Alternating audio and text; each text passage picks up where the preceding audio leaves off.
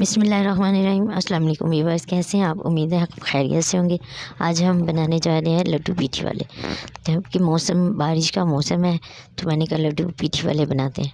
ठीक है, 1 पाव मैंने चने की दाल ली है, आधा पाव मूंग की दाल ली है जो मैंने 3 घंटे से भिगो दी थी। बेकिंग सोडा लिया है हम जो इसमें ऐड करेंगे।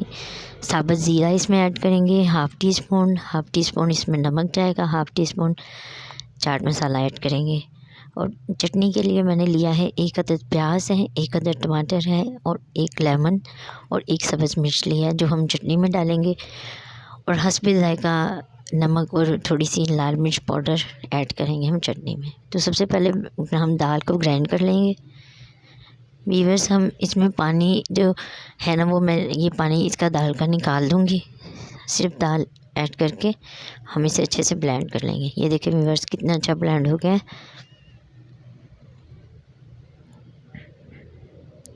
इसको ग्राइंड करने के बाद हम इसमें half tea spoon baking soda डालेंगे। आप इसमें मीठा सोडा भी ऐड कर सकते हैं, मगर मीठा सोडा बेकिंग सोडे से थोड़ा सा हम कम रखेंगे क्योंकि वो तेज़ होता है। अब इसमें थोड़ा सा चाट मसाला और ज़ीरा शामिल करके, नमक शामिल करके हम इसे अच्छे से मिक्स कर लेंगे। अब हम अपनी चटनी रेडी कर लेंगे।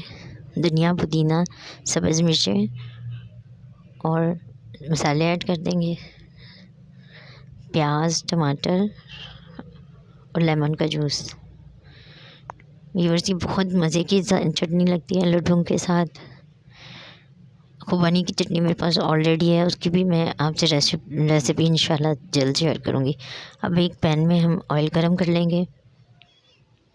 जी व्यूअर्स, तो ऑयल हमारा गरम हो चुका है नॉर्मल फ्लेम पे। अब हम इसमें लड्डू अपने फ्राई कर लेंगे।